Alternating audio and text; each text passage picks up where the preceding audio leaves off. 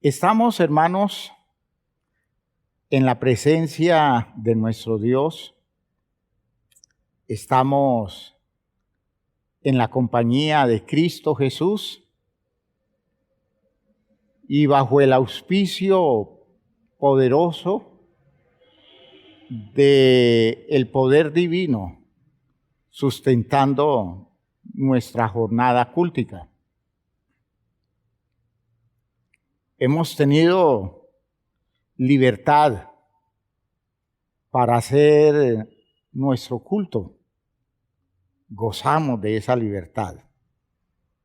Disfrutamos ese espacio de tiempo en el que podemos honrar a Dios con nuestras canciones, todas ellas hermosas, y aquellas canciones con las que nos identificamos, porque los compositores saben decir cosas con las que nosotros estamos totalmente de acuerdo y no nos es difícil cantar las experiencias de ellos, cantar su hermosa composición poética, porque se parece mucho a lo que de tener nosotros la inspiración, nosotros hiciéramos.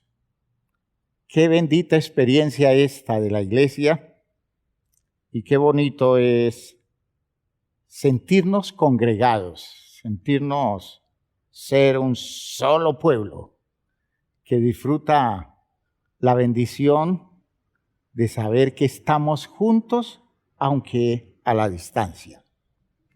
Por eso, para iniciar este tiempo de predicación sobre el tema de salud mental, voy a pedirles el favor de que nos dispongamos a orar. Vamos a orar.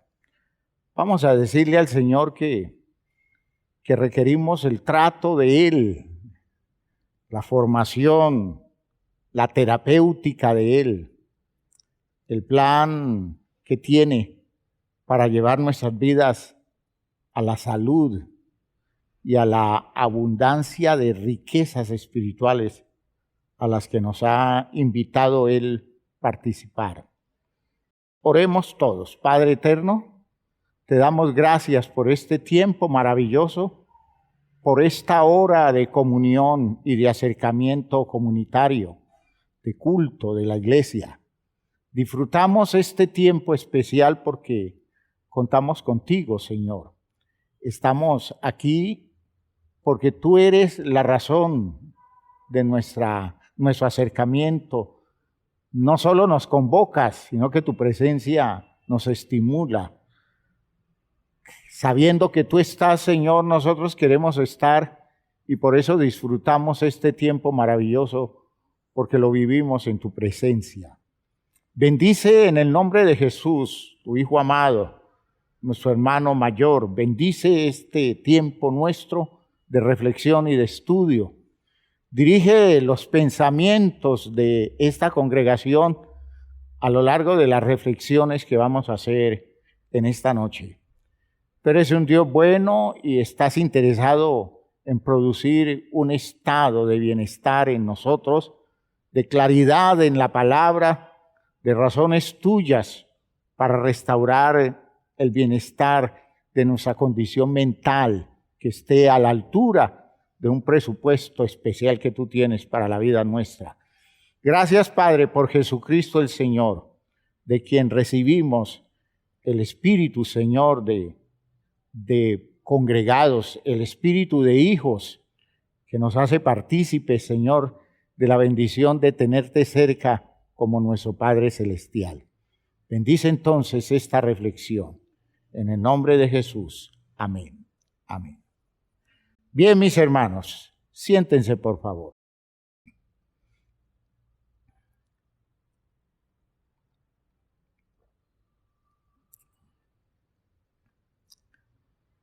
Necesitamos un cambio de la mente nuestra. Necesitamos renovar la calidad de nuestros pensamientos y que aprendamos a pensar saludablemente, que nuestros pensamientos sean expresiones de salud en nosotros, que podamos superar todas aquellas manifestaciones enfermizas que se sostienen, se nutren a través de pensamientos inadecuados, pensamientos deformados. Por tanto, es preciso que entendamos que en el propósito de Dios hay un plan de renovación del pensamiento de aquellos que aceptan el poder del Evangelio para orientar sus vidas, para estimular su disposición anímica, emocional, afectiva, por la presencia de razones de las que nos nutrimos, poderosas razones que vienen de Dios. Ese proceso, decíamos al finalizar la reunión anterior, ese proceso que nos lleva a un cambio radical de pensamiento, la Biblia lo define con la expresión griega de metanoia. Metanoia. Y les decía hace 8 días que metanoia es una palabra compuesta de 2 expresiones. La expresión meta, que en el griego traduce, o del griego traduce por encima o más allá, ¿ya? Meta, ¿ya? Metafísica, algo que está más allá de la física, ¿ya? Esa idea de este término que está identificando algún factor que está más allá. La otra palabra, que es nous, que se traduce mente, tendríamos que decir que uniendo meta con nous, tenemos la expresión que se puede traducir como transformación de la mente, buscando llevarla más allá. Más allá. Y podría decir entonces que es una mente que se supera, de hecho no se degrada, se supera, va más allá, es un avance.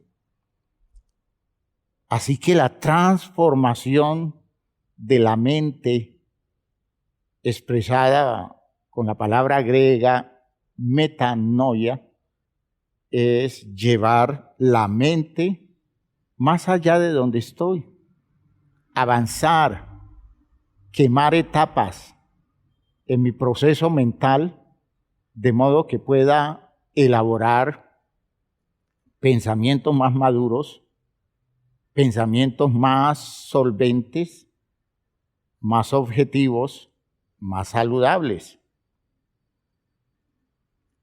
La Biblia lo usa en muchas ocasiones, el término. El cristianismo hizo uso de el término para hacer referencia al arrepentimiento. En muchas ocasiones donde en nuestras traducciones al español aparece arrepentimiento, en el texto griego se registra como metanoia. Colocamos el ejemplo del texto de Hechos 17 en el versículo 30. Hechos 17:30. Una expresión bonita. Pero Dios, habiendo pasado por alto los tiempos de esta ignorancia, ahora manda a todos los hombres en todo lugar que se arrepientan. ¿Ya?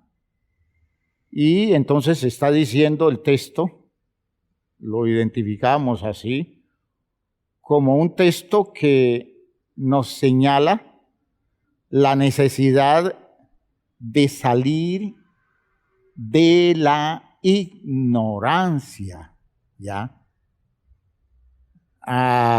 Es decir, de una condición donde la mente no tiene forma de expresar porque no sabe. La expresión ignorancia en griegos se escribe anoias, es decir, como aquella condición que no permite la expresión de la mente, ¿ya? Y, hermanos míos, la necesidad de arrepentirse como metanoien, como diciendo, es el tiempo de elaborar claridades para que cambien ese enfoque que les daba la ignorancia.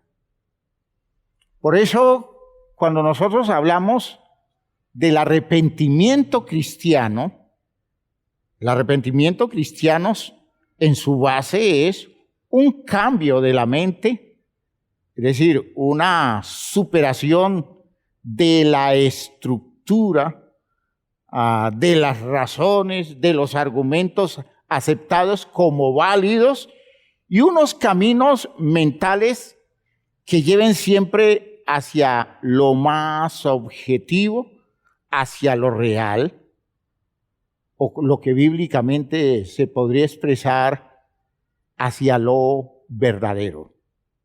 Es decir, pensar debe ser un proceso progresivo a través del arrepentimiento que me lleva a ser cada vez más objetivo en lo que pienso. Cada vez debo ser más realista en lo que pienso. En otras palabras, cada vez debo pensar en cosas verdaderas. Y en la medida en que la verdad se va clarificando, mis pensamientos deben irse renovando. Yo no puedo seguir elaborando pensamientos fantasiosos o pensamientos alrededor de cosas que ya sé que no son verdad. Yo no puedo seguir quemando las energías de mi cerebro alrededor de cosas que no me están conduciendo a una visión realista y objetiva de mi propia vida. Y eso, hermanos míos, es una cosa grandiosa. En la medida entonces que voy madurando, en la medida en que voy entendiendo cada vez mejor las cosas, en la medida en que es más clara la vida para mí, debo pensar mejor, porque debo pensar más objetivamente, debo pensar más amarrado a la verdad y no permitirme libertades fantasiosas alrededor de cosas que me alejan de las cosas reales, por tanto, me alejan cada vez más de Dios, porque Dios es la realidad por excelencia. Cuando hablamos del arrepentimiento, de hecho, es un tema que hay que trabajarlo con más detenimiento en el programa de formación de la iglesia. Cuando hablamos del arrepentimiento, estamos incluyendo el hecho de que está llegando una verdad a mi vida. una razón más clara, una cosa más objetiva. Y como llegó la verdad, entonces la asumí, la acepté. Esa claridad que llega y yo la acepto, me lleva a hacer un juicio de mis posturas, de mis actitudes a lo largo del tiempo anterior a mi experiencia de claridad. Y entonces tengo que reconocer que elaboré cosas distorsionadas, que hice cosas con las cuales me dañé, me afecté, que tomé actitudes injustas con los demás, que distorsioné muchas cosas que afectaron verdaderos programas válidos. Entonces, eso me debe causar a mí un dolor. Ese componente emocional es un componente básico del arrepentimiento. Nosotros lo identificamos como el remordimiento, como el dolor, como la tristeza de haber sido inconsecuentes frente a la verdad, porque la verdad llegó ahora y nos clarificó la situación de la manera más objetiva que se puede clarificar. Y entonces pudimos entender que no estuvo bien, que duele haberse equivocado tanto, y ese dolor, oigan bien, ese dolor es parte del arrepentimiento.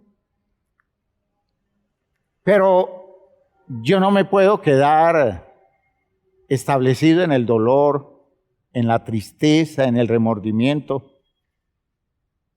A veces, en el mal manejo del asunto, yo no me puedo quedar establecido en esa condición de culpa, ¿verdad? De tristeza, de culpa. Yo necesito vencer la situación y debo asumir una actitud que se define como un acto de voluntad, un movimiento de mi voluntad que me lleva a actuar correspondiente a la claridad que he recibido. Y entonces no solo me muevo hacia el cambio de posturas existenciales, sino que muevo mi vida hacia la producción de pensamientos distintos, elaborados ya con la claridad que tengo. Fíjese que de todas formas, en esa decisión propia del arrepentimiento, uno debe entender que el arrepentimiento obliga a un cambio de pensamiento o a un cambio de la mente que dispone nuestra mente a pensar de otra forma, y desde la disposición de una voluntad saludable, nosotros comenzamos a hacer la tarea de sacar formas de pensar, formas de decir, formas de expresarse, formas de entender, formas de sentir, para ir renovándolas a la altura de la claridad que nosotros hemos obtenido. Esa idea, hermanos míos, fundamenta la metanoia. Estoy construyendo un edificio nuevo porque he tenido que demoler el edificio viejo y lo estoy llenando de elementos renovados, y uno de los puntos centrales de eso es elaborando una nueva forma de pensar nuevos argumentos, nuevas formas de elaborar ideas a partir de la claridad que llega. Vamos a ver algunos ejemplos bíblicos en el libro de Hechos, en el capítulo 2. Hechos 2. En el versículo 36, el apóstol Pedro, en su discurso de Pentecostés, después de haberles explicado a ellos el gran error que se cometió en la crucifixión de Jesús, después de haberlos llevado a entender que Él ha resucitado de los muertos y que Él es el Mesías. En el versículo 36 les dice a la multitud que lo está escuchando: sepa pues ciertísimamente toda la casa de Israel que a este Jesús, a quien vosotros crucificasteis, Dios le ha hecho Señor y Cristo. Es decir, Dios lo ha entronizado como el Mesías. La situación que presenta el texto, hermanos míos, es la de una actitud de la gente. Y yo me imagino el tipo de reacción que la situación produce en todos ellos, porque debe ser distinta. Algunos, al escuchar eso, sienten una inmensa tristeza, un dolor muy grande, porque no es posible que ellos hayan estado a la expectativa del Mesías y que les haya llegado y que haya estado al lado de ellos y ellos no lo hayan identificado, y como expresión, digámoslo así, ya el colmo de su actitud, lo crucifican. Es el grado de infidelidad más grande, y eso los entristece, porque es de las cosas que ningún creyente pensaría que pudiera ser.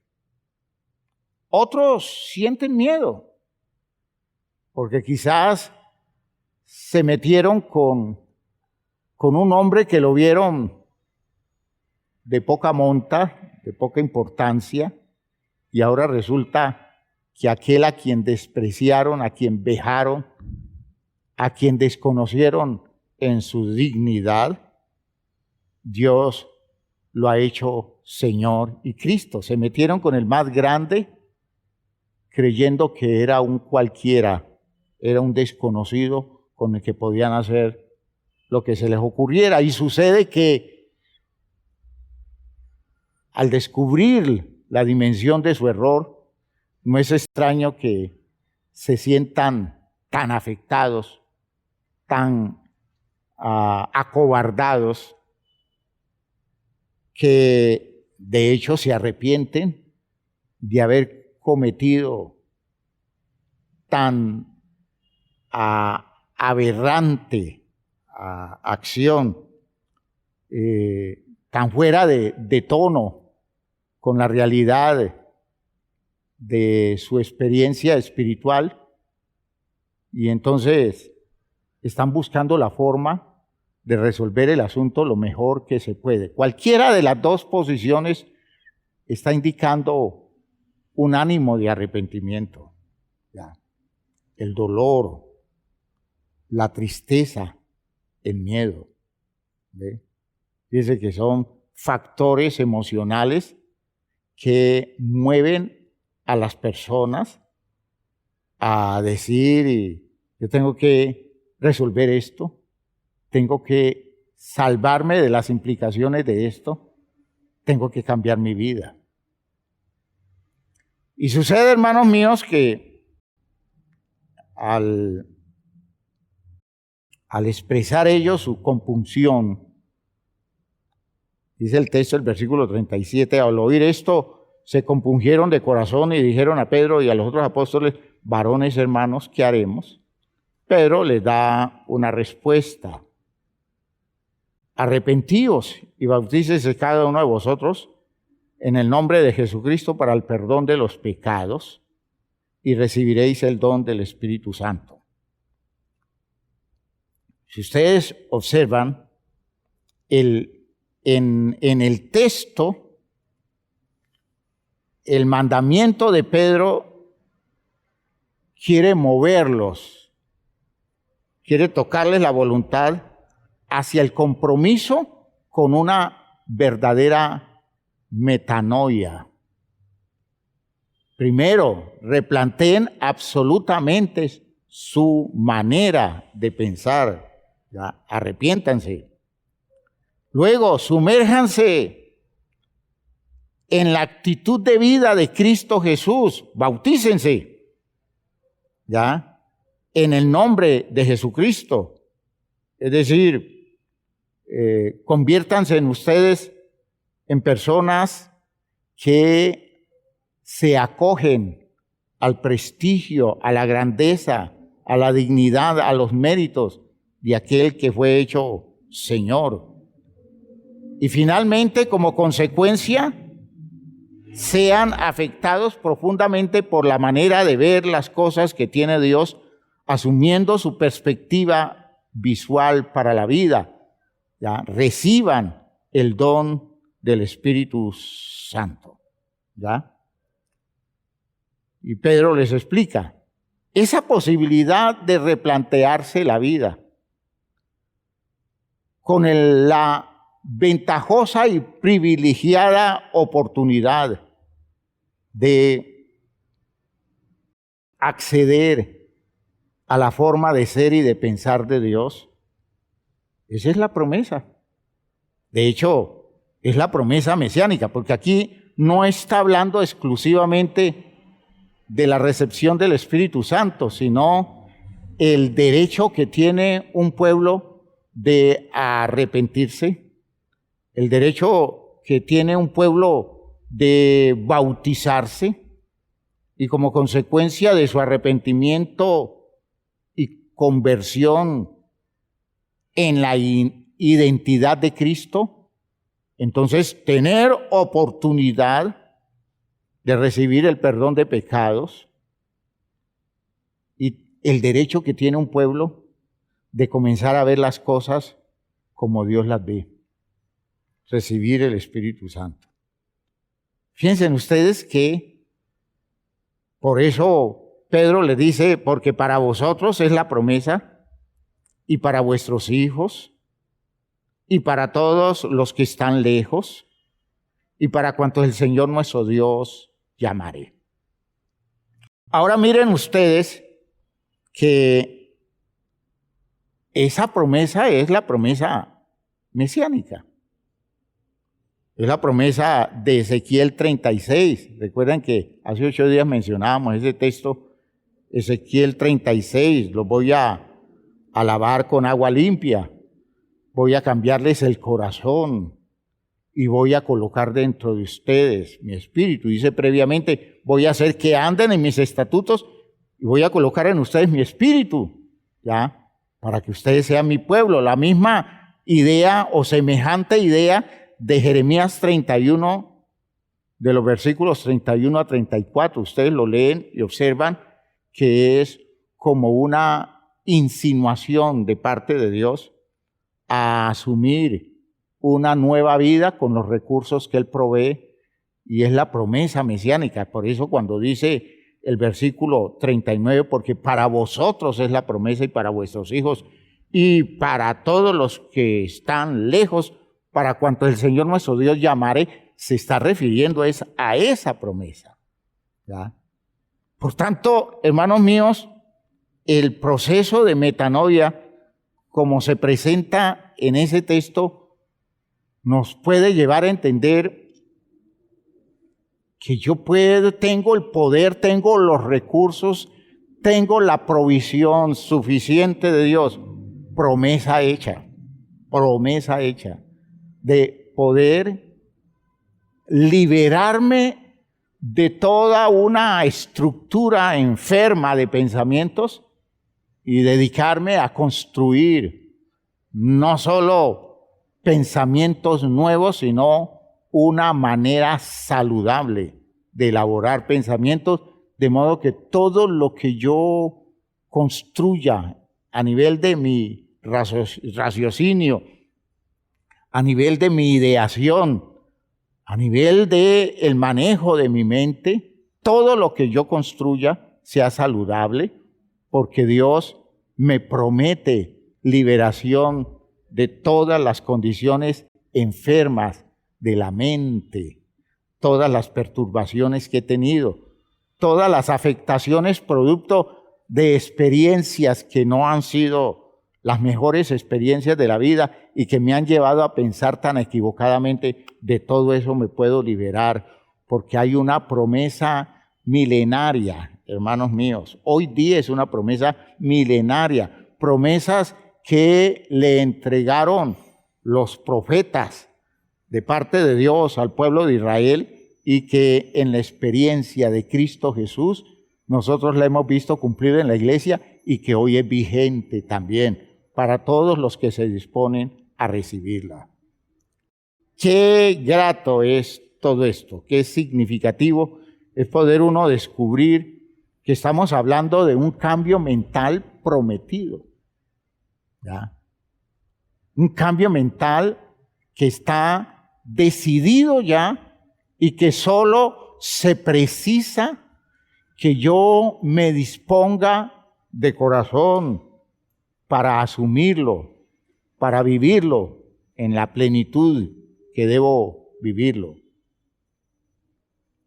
Es muy triste que ante una promesa de esas nosotros estemos hoy día todavía afectados por una serie de elaboraciones mentales que nos deprimen, que nos llenan de angustia, que nos frustran, y no tenemos la más mínima reacción que nos lleve a asimilar la promesa de Dios y a meternos en el espíritu de la era mesiánica, que es la era que nos está correspondiendo a nosotros.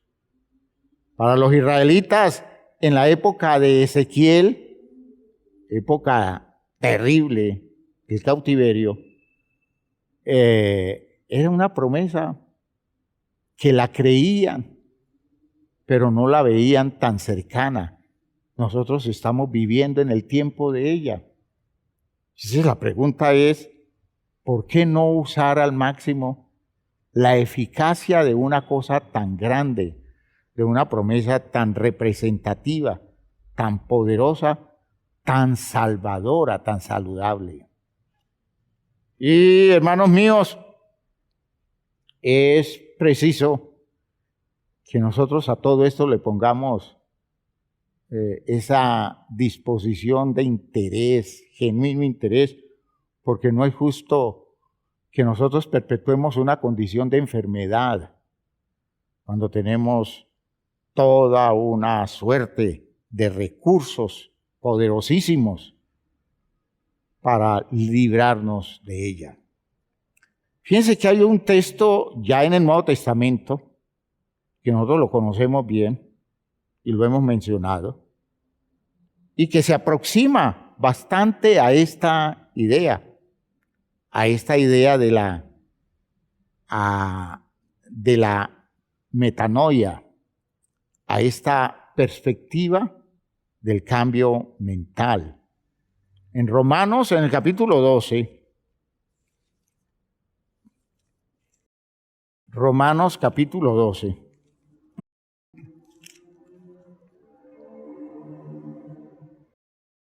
En el versículo 2, el apóstol Pablo le dice a la congregación algo que tiene que ver con una disposición de superación mental. Es decir, un cambio de mente yendo hacia adelante, no un cambio hacia la demencia, hacia la pérdida de la mente o hacia el deterioro de la calidad mental nuestra, sino un cambio hacia la superación mental.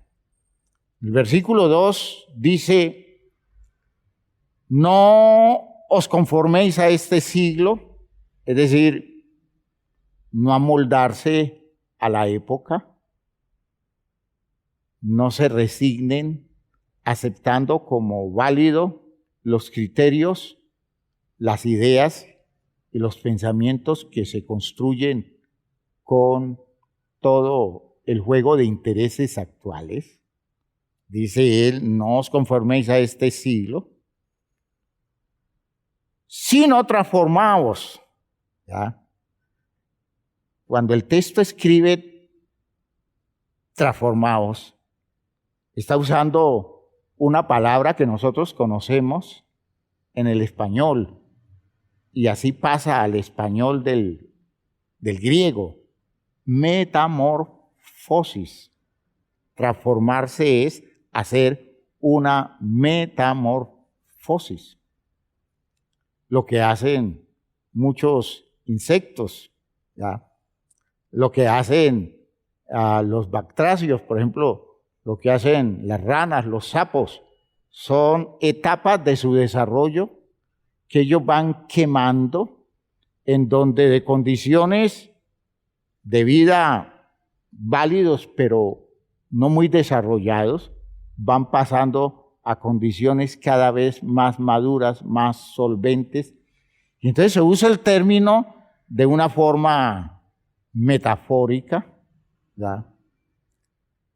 Cuando dice transformaos, está diciendo: hagan una metamorfosis a través de la renovación del entendimiento. Si están entendiendo cosas nuevas, hagan una metamorfosis, es decir, vayan quemando etapas en un proceso de superación.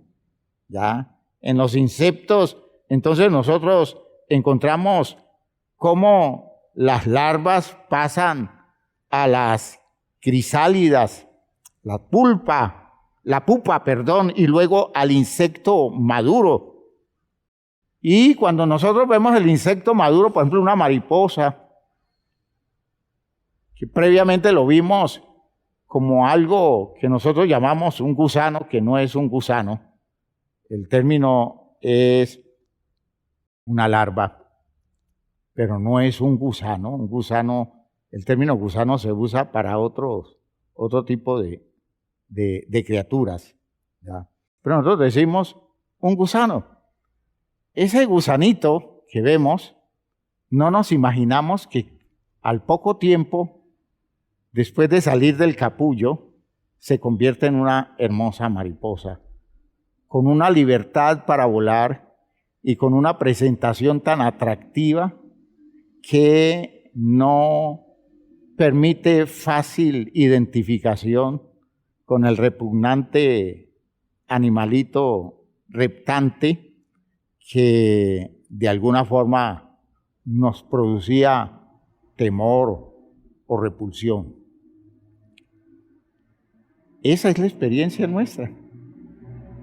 Nosotros debemos salir de esas condiciones mentales que nos llevan a elaborar pensamientos que a veces son repulsivos, cuando alguien se da cuenta de lo que pensamos, a convertirlos por la metamorfosis, por la transformación, en una manera de elaborar ideas que sea agradable, que sea llamativa, que sea de disposición saludable, que produzca paz, que impacte positivamente el medio y que genere edificación en nosotros.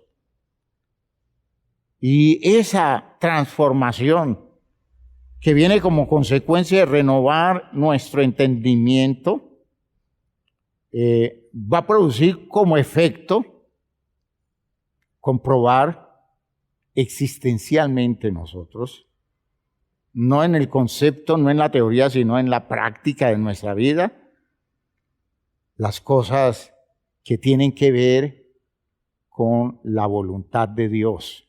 Es decir, las cosas que para Dios son buenas, las cosas que para Dios son agradables, las cosas que para Dios son perfectas, nosotros las vamos a confirmar a través de nuestra existencia por ese proceso de metamorfosis en el que estamos elevando, oigan bien, elevando nuestra visión de la vida a categorías que son inimaginadas, a veces por nosotros mismos, de modo que cuando llegan nos sorprende que podamos elaborar ideas a tal altura, porque nunca estuvo en el presupuesto nuestro llegar a ser tan honrados, tan dignificados con esa posibilidad de un manejo mental eficiente, de un manejo mental constructivo, de un manejo mental saludable. Fíjense ustedes que nos estamos refiriendo precisamente a todo esto que está significando la metanoia, cambio mental, para poder producir pensamientos que produzcan salud. El término metanoia es un término que usa la psicología también, ¿no? La metanoia, según la psicología, es un proceso de transformación de la mente, es como una acción de la mente con ella misma, que está persiguiendo, está buscando la autocuración. La mente tiene mecanismos internos, porque es lo que les he dicho en otras ocasiones, nosotros somos más inteligentes de lo que somos conscientes. ¿Ya? Nosotros somos conscientes y a veces somos conscientes de la inteligencia de todo nuestro ser, pero a veces nosotros no llegamos a ser tan conscientes de qué tan inteligentes son las estructuras de nuestra biología, las estructuras de nuestra mente para producir efectos saludables. Y la mente a veces tiene que hacer trabajos internos para buscar de esa forma curarse ella misma. Sobra decir que quien está detrás de todo eso, de todas esas posibilidades de la mente del ser humano, es Dios, ¿no?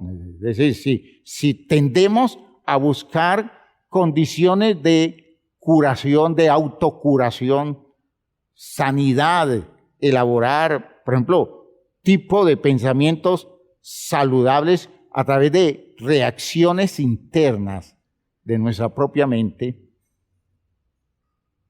eso quiere decir que Dios nos hizo de una manera extraordinaria y creó mecanismos o caminos internos que producían efectos de bienestar más allá de lo que nosotros consciente y racionalmente podemos elaborar. De acuerdo al gran maestro de la psicología, el suizo Carl Jung, a través de la metanoia, dice él, la mente trata espontáneamente de solucionar un conflicto. ¿Y qué es lo que estamos entendiendo con metanoia? Una superación mental. La mente transformándose en algo más grande. De esa forma, está tratando de dejar atrás una cierta estructura que ya no le sirve y propiciando una adaptación mejor a las condiciones que en el presente tiene que asimilar.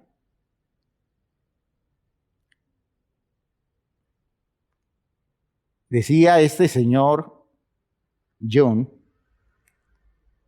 que aún un episodio psicótico es un estado de enfermedad mental grave, ¿ya? Y una psicosis indica un gran trastorno. Aún un episodio psicótico puede ser una metanoia que apunta a la restauración de la mente. Es como si la mente, ella misma, digámoslo así, como que se desconfigurara para poder construirse de una forma mejor elaborada y más adaptativa frente a las situaciones que tiene que vivir. Y a nosotros no nos extraña eso, ¿no? Hay mucha gente que entra en ciertas crisis y cuando uno ve la actitud mental, los manejos que hace, uno dice, esta persona está loca. Y sucede que esa crisis es la salida que le quedó a una situación que no pudo manejar adecuadamente con la estructura que tenía y tuvo que tirar al suelo toda esa estructura mental para reconstruirse, y uno a los pocos meses ve a la persona que ha tenido acompañamiento, sí, orientación, a veces tratamiento de orden médico, pero uno después lo ve como moviéndose con solvencia, con cordura, con claridad, viviendo unas condiciones muy superiores a las condiciones que le dejó la experiencia anterior. Es lo que mucha gente vive en los procesos de duelo. De pronto la desconfiguración no es tanto, es mucho el dolor y el sentimiento que tiene la persona de que le va a quedar muy difícil vivir en la ausencia de lo que se fue, de lo que se perdió, la persona que se murió, o el negocio que se perdió, o la oportunidad relacional que se fue, o cosas así por el estilo. Hay muchas cosas que generan duelo y a veces la experiencia del duelo pasa por etapas que muestran una enorme desconfiguración mental. La persona termina tan, digámoslo así, como tan ida, tan lejos de lo que se le conoce, tan desorientada, tan afectada, como tan perdida al extremo de que se teme que tome decisiones lamentables, ¿ya? Decisiones suicidas. Pero luego la persona comienza a reconstruirse con una claridad nueva, con unas expectativas nuevas. El duelo se ha resuelto y la persona sale al otro lado con una capacidad enorme para vivir la vida ya con recursos nuevos, porque adquirió una nueva estructura, porque la vieja no le sirvió para enfrentar eficazmente la crisis que le generó el duelo. Y si ustedes van entendiendo esto, ese afán, esa motivación, ese intento espontáneo de la mente, de la psiquis nuestras, para curarse de un conflicto insoportable a través de su desestructuración y posterior renacimiento en una forma más adaptativa, nosotros lo hemos visto y posiblemente nosotros lo hemos vivido. Y fíjense que aparentemente eso lo está haciendo la mente de una forma espontánea. Es la necesidad de producir cordura a otro nivel. Y entonces que surjan pensamientos que tengan la altura de la claridad mayor, y para hacer eso se tiene que producir una crisis, se tiene que producir una descompensación, se tiene que producir un estado de sinsentido, una situación que rebasa toda la visión que tradicionalmente la persona ha tenido, y se tiene que comenzar a desarrollar una nueva estructura. Eso es metanoia. Aún desde el punto de vista psicológico, tiene validez espiritual. En la experiencia espiritual, el camino hacia Dios siempre genera crisis. En el ser humano, esas crisis llevan a romper con un sistema y la lógica de ese sistema.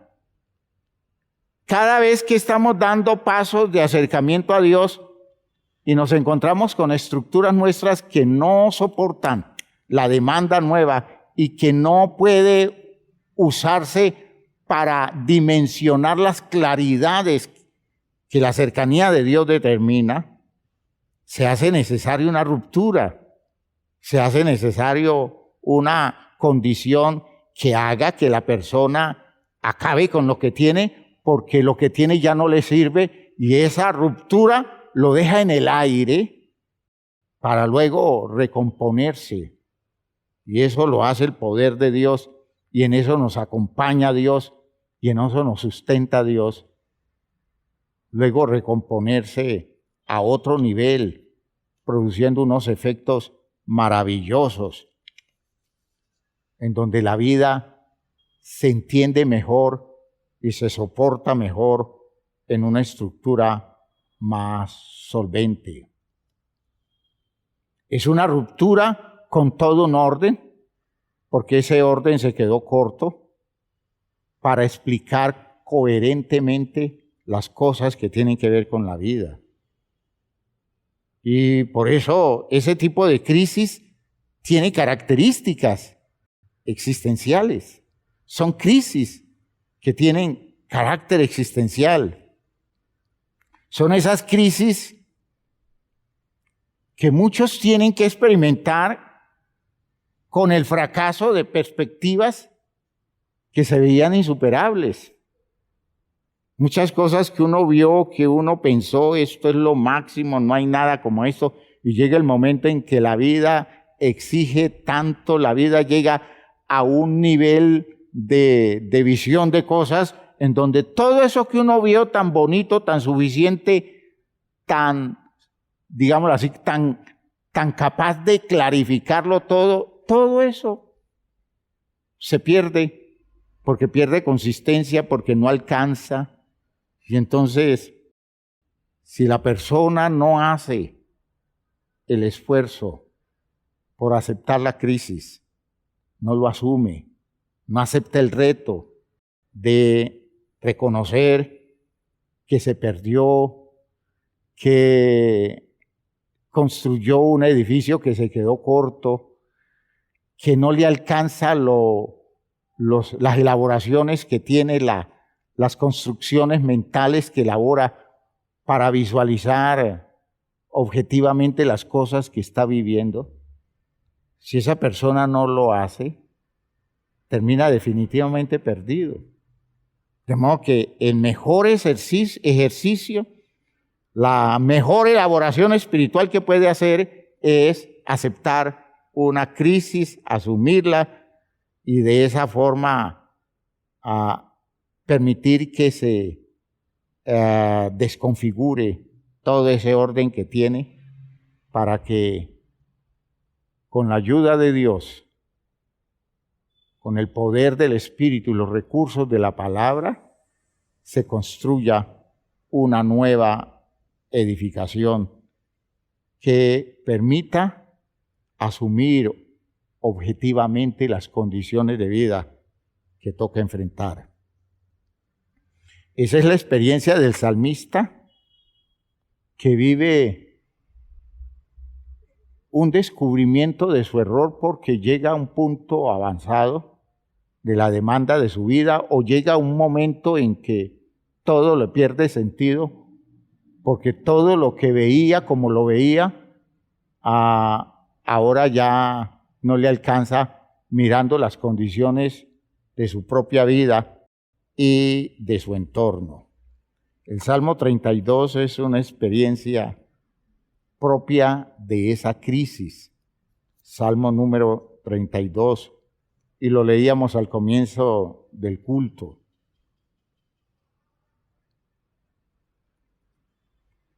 El salmista está expresando su experiencia como una experiencia en la que Dios tuvo que meter la mano, y tuvo que meter la mano para perdonarlo, para rescatarlo, para sacarlo, porque de otra forma estaba totalmente perdido. Dice, bienaventurado aquel cuya transgresión ha sido perdonada y cubierto su pecado. Varias veces hemos explicado ese texto como un texto que está señalando de antemano todas las cosas que él ha vivido como consecuencia de la intervención oportuna de Dios para la estructuración de su vida en esa experiencia que ha tenido. Bienaventurado el hombre a quien Jehová no culpa de iniquidad. Es decir, ha podido superar ese hombre ese sentimiento de culpa que le genera el juego de injusticias en los que ha vivido, y ha podido verse perdonado por Dios. Y quiero aclarar algo que es importante. Para que uno viva la experiencia de un perdón de Dios, uno tiene que hacer un ejercicio mental de superación de esquemas, de perspectivas. Hay gente que sabe el poder perdonador de Dios, pero nunca puede verse perdonado porque no puede superar su visión de sí mismo, porque necesita romper con todo ese esquema de esa excesiva demanda que se hace a sí mismo, una demanda que tiene que ver con un patrón de crianza, personas que fueron criados con sentimientos de culpa, acorralados todo el tiempo por la culpa. Ellos no pueden asumir posturas que los lleven a aceptar el perdón que Dios da. Y si ellos no rompen con ese sistema que a veces viene desde la infancia, si ellos no hacen una ruptura radical de su estructura mental al punto de desconfigurarse y entrar en esa crisis propia de no tener nada, de sentirse en el aire, de sentirse vacío, y a partir de allí comenzar a construir una visión nueva, una capacidad de personalidad nueva, donde el perdón de Dios tenga territorio. Si no hace eso, se le pueden pasar los años, y aunque conozca en teoría y en conceptos claros la realidad del poder del perdón de Dios, ese perdón no lo puede vivir porque necesita renovar su estructura mental, necesita recrear sus esquemas, necesita replantearse su visión de sí mismo y superar esa visión que tiene de sí creado por la inducción negativa que dio una crianza o una educación punitiva, donde todo el tiempo hubo acusación, hubo agresión, hubo desprecio, hubo perspectiva de indignidad. No lo merece, no tiene derecho. Y hasta que no se rompa con eso, y eso significa hacer una crisis violenta, y esa crisis se hace, y vamos a ver mecanismos por los cuales llegamos allá. Hasta que eso no suceda, la experiencia del perdón no se vive. Y hay gente que le dice a uno, es que yo no me puedo perdonar. De fondo, es que yo no me puedo imaginar libre de culpa. Es que yo no me puedo imaginar a Dios perdonándome a mí, porque es que yo no puedo pensar que lo que he hecho tenga perdón. Y esa visión es una visión enferma. El salmista dice, bienaventurado el hombre a quien Jehová no culpa de iniquidad. Es decir, ese hombre que ya hizo su ejercicio de crisis, rompió, hizo la metanoia y salió de allí recreado para entrar en un plan de reconstrucción moral y espiritual bajo la experiencia de un perdón que lo acepta, porque tiene estructura para aceptarlo. Bienaventurado el hombre en cuyo espíritu no hay engaño, no hay torceduras, no hay distorsiones interpretativas, no hay manejos superficiales de irresponsabilidad, de descompromiso. No hay esa actitud mentirosa del que no ve su error aunque lo tiene al frente. No, aquel que es capaz de enfrentarse a su error, pero al mismo tiempo es capaz de enfrentarse a la posibilidad de ser perdonado de su error. Por eso en el texto 3 dice, mientras callé. Y dice que ese callar tiene que ver más, no solo con la idea de no decir el pecado, sino de no aceptar la posibilidad de la restauración, del perdón. Mientras callé, se envejecieron mis huesos, en mi gemir todo el día. Hermanos, este texto vale la pena que a su tiempo le dediquemos un análisis más serio, porque es una experiencia psicológica terrible, ¿ya? Las personas se consumen, las personas se autocastigan, las personas se destruyen a sí mismos, las personas viven una eterna angustia a la cual se ven dignas de recibirla. Como consecuencia de las cosas distorsionadas, las personas consideran en ese tipo de mentalidad que no merecen nada bueno, ¿ya? Y que como consecuencia de eso, cualquier cosa fea que les acontezca, eso es lo más lógico que puede darse. Hermanos, es una cosa aberrante, es una cosa enfermiza, pero la persona no puede evitarlo. Mientras callé, se envejecieron mis huesos en mi gemir todo el día, porque de día y de noche, claro, la persona siente la agresión. Se agravó sobre mí tu mano. Es como si dijera, tú me estás castigando, inevitablemente debo recibir el castigo tuyo. Se volvió mi verdor en sequedades de verano. Llegó el momento de su restauración mental en esa metanoia que permitió que él saliera en una transformación, en una metamorfosis que lo llevó o la llevó a ella a vivir una experiencia maravillosa de cambio de perspectiva y por tanto la restauración de la salud para mirarse como una persona digna, merecedora del perdón de Dios. Mi pecado te declaré y no encubrí mi iniquidad. Dije, confesaré mis transgresiones a Jehová y tú perdonaste la maldad de mi pecado. Y entonces saca como conclusión, por esto orará a ti todo santo en el tiempo en que puedas ser hallado. Ciertamente, en la inundación de muchas aguas, aunque la crisis arrecie, aunque las situaciones se muestren violentas, agresivas, aunque esté viviendo una experiencia de la cual en la perspectiva de mi formación antigua yo no tuviera ninguna esperanza, aunque llegue la cosa más dura de la vida, en la inundación de muchas aguas no llegarán estas a él. Tú eres mi refugio, me guardarás de la angustia, con cánticos de liberación me rodearás. ¿Y cuál es el principio de la renovación mental expresado en el Salmo? Te haré entender y te enseñaré el camino en que debes andar. Sobre ti fijaré mis ojos. Fíjense que son indicaciones de Dios como diciéndole, Yo te puedo llevar hacia la visión de una forma de pensar, hacia la actitud de una manera de elaborar ideas, de crear argumentos existenciales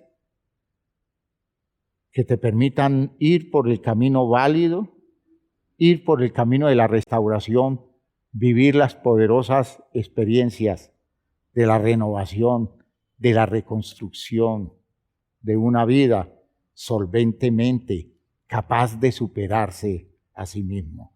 Te haré entender y te enseñaré el camino en que debes andar. Sobre ti fijaré mis ojos. Y entonces le recomienda a la persona: no seas como el caballo o como el mulo sin entendimiento, que han de sujetarse con cabestro y con freno, porque si no, no se acercan a ti. ¿Sí? Déjense de necedades. Asuman la responsabilidad de renovar sus mentes.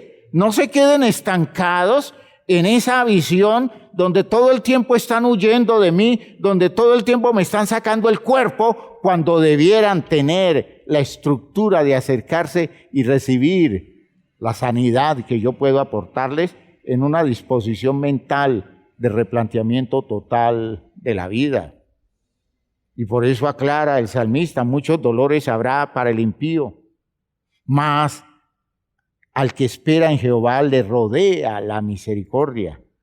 Alegraos en Jehová y gozaos justos, y cantad con júbilo todos vosotros los rectos de corazón. Vean que son textos maravillosos que nos confirman ese tremendo impacto que produce el proceso de metanoia, en el que se compromete nuestra mente, en muchas ocasiones por iniciativa propia con el respaldo de Dios, en otras ocasiones por inspiración divina, que nos lleva a convencernos, y nuestra mente lo confirma, de que somos capaces de salir hechas nuevas personas, renovados totalmente en nuestra estructura mental para pensar de una forma saludable. Pablo vivió esa condición derribado en su camino a Damasco. La luz, la claridad lo tumba. La iluminación extraordinaria que le produce Dios lo lleva a derrumbarse en todo su esquema mental, todas sus ideas, todas sus motivaciones que tienen que ver con un deseo de agradar al Dios de su religión a través de perseguir a los cristianos. Y tiene una experiencia con Jesús. Y en esa experiencia Pablo tuvo que vivir la crisis del derrumbe total de su estructura. Por eso los elementos figurados que representan su experiencia, de hecho fue su experiencia física, pero que espiritualmente representan un sentido que indica algo más profundo. Pablo se quedó ciego y necesitó que los cristianos oraran por él para recobrar la vista y lo indujeran por el camino de la perspectiva cristiana, rompiendo con todo su esquema judío. Se necesitó, hermanos míos, una crisis muy agresiva. En muchas personas esa crisis es de pocos días, en otras es una crisis que dura algún tiempo, pero todos necesitan vivir una tremenda crisis de derrumbe total de lo que tiene. El cristiano que está en las estructuras religiosas, sin haber vivido esa experiencia de tirar al piso todo ese edificio de construcciones que hizo, para comenzar en medio de todo ese desmoronamiento a construir una nueva cosa. Ese cristiano que no ha hecho eso está trabajando en un edificio viejo que no le sirve. O en la figura de la parábola de Jesús está convirtiéndose en un odre viejo que no tiene derecho al vino nuevo. Y yo quiero que, por favor, usted entienda, por favor, entienda. Estas son cosas que se tienen que dar. Así como el niño tiene que mudar de dientes. Y eso es una crisis. A veces crisis incómoda. A veces le tiene que caer toda la dentadura de sus primeros dientes para que surja una nueva dentadura. Nosotros en el proceso de la vida vivimos esas crisis. A nosotros a poco tiempo de nacer, nosotros tenemos que hacer una crisis de sangre. Se tiene que cambiar la hemoglobina fetal que tenemos por hemoglobina de la persona que vive fuera del vientre de la madre. Es una nueva hemoglobina y eso se tiene que cambiar.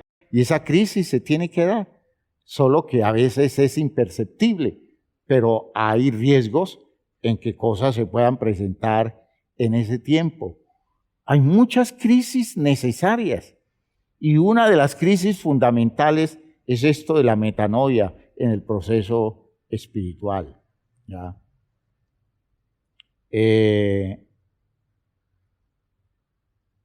Usted podrá averiguar muchos textos que nos den con esa idea, pero yo creo que el mejor texto que usted tiene para leer es el de su propia vida. Llegó la hora de preguntarse, ¿qué tan en serio ha vivido usted ese proceso de la metanoia? ¿Hasta dónde ha llegado su crisis? ¿O no ha sido usted esas personas que se ha asustado? Pero se ha asustado realmente cuando la vida lo confrontó con todas esas cosas sin sentido que ya no le representaban soluciones. Y usted por el miedo de quedarse en el aire, por no tener una base sólida para sostener ese presente de su vida, usted salió corriendo y se quedó allí estancado en una visión absolutamente insuficiente de su vida, de modo que cada vez se presentan crisis que duelen más, que afectan más, que paralizan más, que frustran más. Situaciones que tienen que ver con sentimientos de fracaso, con complejos, con elaboraciones a veces tan infantiles que nos queda difícil adaptarnos a una situación que no tiene que ser tan grave para producir en nosotros una gran conmoción porque la estructura no nos alcanza. Es como el que vive en una casa vieja y que está haciéndole remienditos y todo el tiempo está colocándole una tabla nueva, está colocándole un elemento nuevo para allí apuntalar, pero no hace el ejercicio de derrumbarlo todo para construir algo que le dé garantías por mucho más tiempo. Llegará el día en que esa casa vieja le cae encima y aplastado queda sin oportunidad nueva. ¿Por qué? Porque no hizo el ejercicio de tirar a tiempo al piso todo y construirse de nuevo en un proceso de metanoia, porque se acobardó presumiendo el dolor como insoportable, prefiriendo un dolor permanente que no le lleva a ninguna realización. Espero que esta idea haya quedado clara. Yo les voy a dejar un texto para que ustedes revisen. Voy a pedirles que apunten para que lean y analicen desde esta perspectiva el texto que se encuentra en Daniel, en el capítulo 4. Daniel, capítulo 4.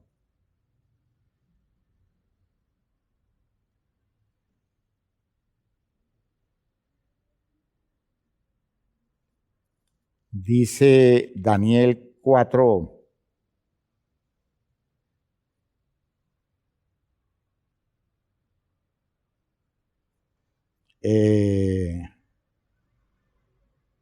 Lean el capítulo 4 de Daniel. Tienen tiempo suficiente para leer el capítulo 4 de Daniel y especialmente los textos que van del versículo 19 hasta finalizar, hasta el versículo 37. Daniel 4, 19 hasta finalizar, y traten de entender ese texto a la luz de lo que hemos mencionado hoy. Es la experiencia de un rey, Nabucodonosor, frente a un hombre de Dios, Daniel. El sentido espiritual del texto es maravilloso. Analícelo en esta perspectiva. Pero esto se lo dejo como tarea para que ustedes lo miren alrededor de condiciones propias de la vida. Yo espero que estén entendiendo que el ejercicio de metanoia es un ejercicio necesario, que esa transformación de la mente nuestra es una cosa que debemos hacer, gústenos o no, y que no lo debemos hacer una sola vez. La vida nos lo reclama muchas veces porque son etapas que tenemos que quemar. Y si yo no soy capaz de superar esos estadios viejos, porque me da miedo exponerme al sufrimiento o de quedarme sin sustento o perder el sentido de justificación de las cosas como las he vivido, pues yo me condeno a no encontrarle sentido definitivo y salidas válidas a la vida hasta que la vida me aplasta, la vida se descompensa tanto que definitivamente me pierdo en una locura existencial, lejos de las posibilidades de salvación. Que Dios nos ayude a comenzar a hacer trabajos serios, porque veo en la iglesia, hermano, mucho conformismo. Yo veo gente tremendamente traumatizada que le da pavor la idea de enfrentar sus traumas. Yo veo gente que vive una cantidad de experiencias deformadas producto de una crianza fea, gente que ha sido muy violentada y hoy se están comportando de la misma forma que se comportaron los que los violentaron. Y están destruyendo todo a su alrededor porque no tienen otra estructura y están funcionando en la estructura que tuvieron en esas etapas tempranas de la vida con esquemas mentales tan faltos de objetividad que los puede analizar al rompe. Por ejemplo, esa paranoia todo el tiempo, estar pensando que los demás están tratando de dañarlo, de afectarlo, porque esa es la experiencia que ha tenido. Y entonces vivir como gato patas arriba, defendiéndose todo el tiempo de gente que no le está haciendo nada, al final la gente se asusta ante las actitudes y los manejos de la persona y termina más bien distanciándose. Y la persona no entiende que necesita hacer una crisis para, mediante un proceso de metanoia, hacer una conversión, romper con esquemas mentales, hacer una metamorfosis y sacar la hermosa mariposa del capullo para que salga a mostrar la belleza de las condiciones nuevas que Dios le ha dado.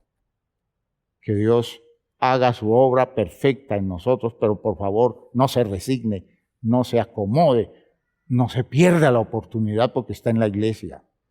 Si su mente trata de hacer esfuerzos y a veces no alcanza mucho, deje que Dios haga la obra en su mente, porque su mente en las manos de Dios es transformada para dar una medida ideal de posibilidades existenciales y de prácticas en la vida, en donde cualquier cosa no lo tire al suelo, no lo convierta usted en víctima por cosas que no tienen ninguna importancia. Pongámonos de pie, vamos a orar. Padre eterno, te doy gracias por esto que nos has dado, por estas posibilidades maravillosas de tu palabra. Sé, Señor, que estás llegando a puntos neurálgicos de la vida de la gente. Estás llevándonos a entender todas esas dificultades que tenemos por la deformación de nuestra estructura, por toda la mentira sobre la cual ha sido construida nuestra existencia, con creencias, con criterios engañosos, con cosas que no corresponden a lo que objetivamente nosotros debemos visualizar. Ayúdanos, Señor, a dar esa medida ideal. Ayúdanos a dar ese movimiento agresivo que nos ponga de frente a la crisis, que haga que nosotros, Señor, vivamos ese proceso de deconstrucción, ese proceso de renovación total de toda la estructura nuestra, tirando al suelo, Señor, toda esa formación viciada que tanto daño nos ha hecho. Ayúdanos, Señor, a tener la sabiduría suficiente y el valor para enfrentarnos con decisión, con voluntad, a esta disposición nueva que nos va a doler, pero de allí saldremos resucitados para una nueva vida. En el nombre de Jesucristo creo en el poder tuyo obrando en cada hermano, en cada persona de la iglesia, en cada creyente de los que han estado recibiendo esta palabra, y estás permitiendo, Señor, que de ellos surja condiciones nuevas, admirables, porque el poder tuyo es capaz de hacer cosas totalmente reestructuradas. En el nombre de Jesús el Señor. Amén. Amén. Bien, mis hermanos, hay poder de Dios. No se asuste, no desmaye, no piense, ¿y yo esto cómo lo puedo vivir? ¿Cómo lo manejo? Aquí estamos para ayudarlo, pero no se entregue, pelee, porque de aquí vamos a salir totalmente renovados para una experiencia espiritual maravillosa. Que Dios les bendiga.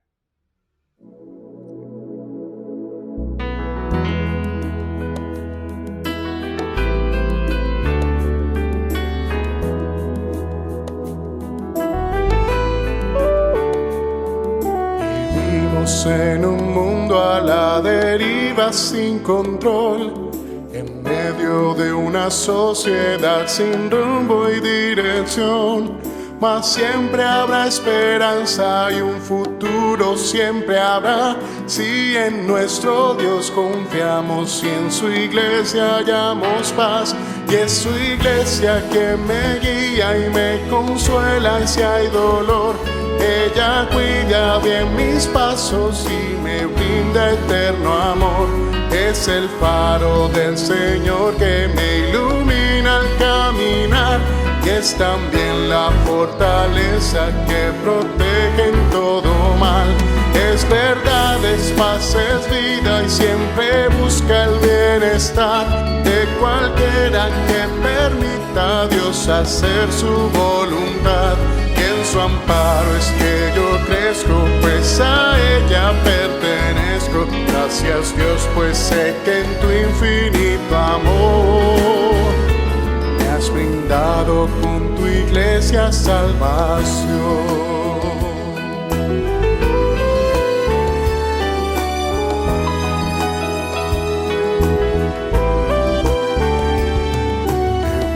Es entender lo que la iglesia puede hacer cuando a través de ella Dios nos muestra su poder.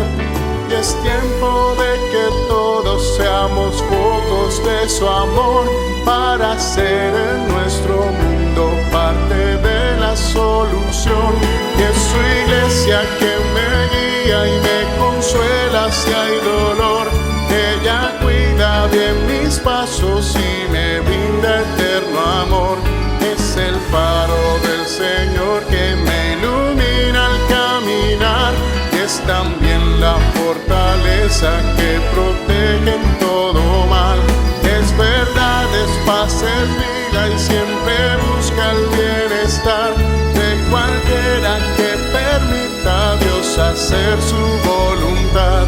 En su amparo es que yo crezco, pues a ella pertenezco. Gracias Dios, pues sé que en tu infinito amor me has brindado con tu iglesia salvación.